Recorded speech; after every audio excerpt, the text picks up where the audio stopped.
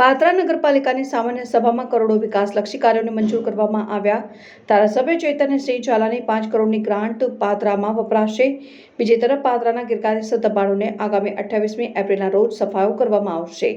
પાદરા નગરપાલિકાની સામાન્ય સભા નગરપાલિકાના સભાખંડમાં પ્રમુખ ઉપપ્રમુખની અધ્યક્ષતામાં મળી હતી। સભાની શરૂઆતમાં પહેલગામમાં થયેલા આતંકી હુમલામાં મૃત્યુ પામેલાને 2 મિનિટનું મૌન પાળીને શ્રદ્ધાંજલિ આપવામાં આવી હતી। ધારાસભ્યએ આપેલ ગ્રાન્ટ માટે ધારાસભ્યના આભાર માન્યો હતો અને આભારનો ઠરાવ આપવામાં આવ્યો હતો। આગામી 28મી તારીખે પાદરાના ગેરકાયદેસર દબાણો દૂર કરવામાં આવશે તેમ કારોબારી ચેરમેને જણાવ્યું હતું।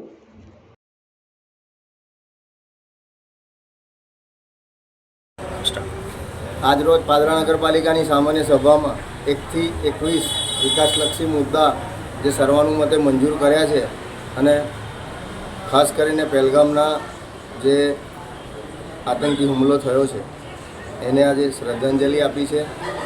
વિવિધમાં પાદરા નગરમાં ઇતિહાસમાં પહેલીવાર એવું છે કે ધારાસભ્યશ્રીએ ચૈતન્યસિંહ ઝાલા બાપુએ અમારા માર્ગદર્શકે આટલી મોટી ગ્રાન્ટ 1 કરોડ રૂપિયાની ગ્રાન્ટ પાદરા નગરમાં ફાળવી છે, ઇતિહાસ છે। અને આજે એમને આભાર વ્યક્ત કરતો ઠરાવ નગરપાલિકામાં કર્યો છે અને આગામી સમયમાં લગભગ આ વીકમાં 4.5 કરોડના વિકાસના કામોનું ખાતમુહૂર્ત થશે અને ધારાસભ્યશ્રીની ગ્રાન્ટમાંથી જે 5 કરોડ રૂપિયાના વિકાસલક્ષી બીજા જે કામ લીધા જેને ટેન્ડરને આજે બહાલી આપી છે અને એવા વિવિધ વિકાસલક્ષી આજે કામ કર્યા છે।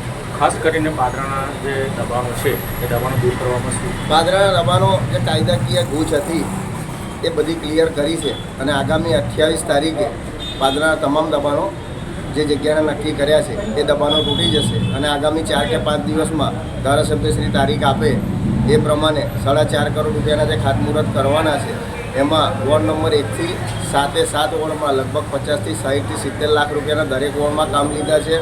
સિબ્બર તળાવનું કામ લીધા છે 60 લાખ રૂપિયાનું અને વરસાદી કાંસ જે ઘાયજ રેલવે ફાટકથી કેનલ લગીન જે પ્રોજેક્ટ નવો 5 કરોડ રૂપિયાનો સરકારમાં મૂક્યો છે એને પણ મંજૂરી મળી છે।